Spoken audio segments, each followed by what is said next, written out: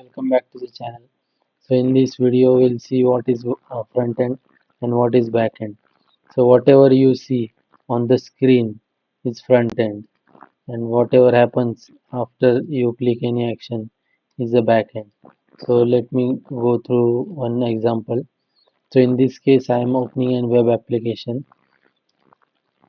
So what is the background color, the font color, then whatever you can see on the screen or on the UI, like if this was an Android application, then the whatever you see on the screen of that Android application is your front end, and whatever happens after clicking any action is your back end. Like in this case, I am filling in a form.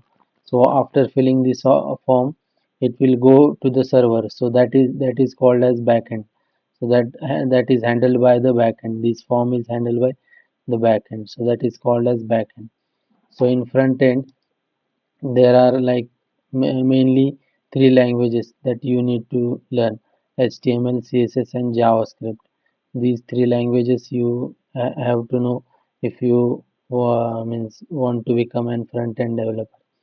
And in backend, you basically have multiple languages: JavaScript, Python, Java, PHP, Go, Ruby, C Sharp, Rust, and like that. So there are multiple languages in the back end. In the front end, there are mainly three, but after these three languages, we have to pick one framework. Like in my case, I have picked React. You can pick Vue, Angular, or any other framework.